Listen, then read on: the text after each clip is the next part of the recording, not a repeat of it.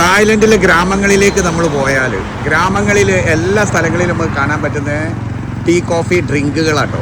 ഇതിൻ്റെ പ്രത്യേകതകൾ എന്തൊക്കെയാണെന്ന് പറഞ്ഞിട്ടുണ്ടെങ്കിൽ ഇവർ തന്നെ ഉണ്ടാക്കുന്നതാണ്. ഇത് മൈലോലും നമ്മൾ പറയുന്ന എല്ലാ ഇതിലും ബൂസ്റ്റിലൊക്കെ ഉണ്ടാവും.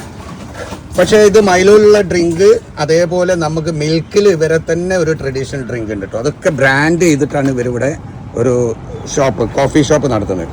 കൂടാതെ ഇവർ ബിസ്ക്കറ്റ്സ് ഉണ്ടെങ്കിൽ ബിസ്ക്കറ്റ്സ് ഒക്കെ നമ്മൾ ഫ്ലവർ ലുക്കിലുകളിലാണ് ഉണ്ടാക്കുന്നത്. ഇത് പഴത്തിൻ്റെതാട്ടോ.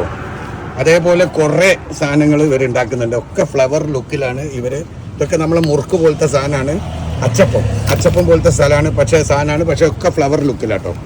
ഒരു ഡ്രിങ്ക് ഉണ്ടാക്കിയിട്ടുണ്ട്, മൈലോൻ്റെ ഡ്രിങ്ക് ആട്ടോ. ഇത് മൈലോ ഡ്രിങ്കാണ്.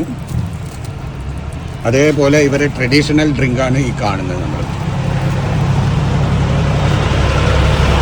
Coffee, ice coffee. ഇവിടെ ഐസ് കോഫികളാണ് കേട്ടോ. Hot coffee no sale? Hot coffee also? No you sale hot coffee here? Hot and cool, hot and ice. Okay. ഇവിടെ ചൂടുള്ളതും അതേപോലെ തന്നെ ഹോട്ടും ഉണ്ട്, ഐസും ഉണ്ട് കേട്ടോ. പിന്നെ ഇതുപോലത്തെ പല സംഗതികളും മിക്സ് ചെയ്തിട്ടുള്ളുണ്ട്. ഇത് ചെറിയൊരു സ്ഥാപനമാണ്. ഇതേപോലെ ഒരു പെട്ടിക്കട പോലെ ഇതേ സിസ്റ്റത്തിൽ നമ്മൾ ചെയ്യുകയാണെങ്കിൽ നമ്മളെ നാട്ടിലൊക്കെ ഒരു സാധാരണ രീതിയിൽ നമുക്ക് ഇതായിട്ട് ഗുഡ് ബിസിനസ്. അവിടെ നല്ല ബിസിനസ്സും കാര്യങ്ങളൊക്കെ ഉണ്ട്. ഇതേപോലത്തെ കുറച്ച് ഐറ്റംസ് കേട്ടോ. വലിയ പൈസ മുടക്കില്ല, ഒരു നല്ല സംഗതിയായിട്ട് തോന്നി.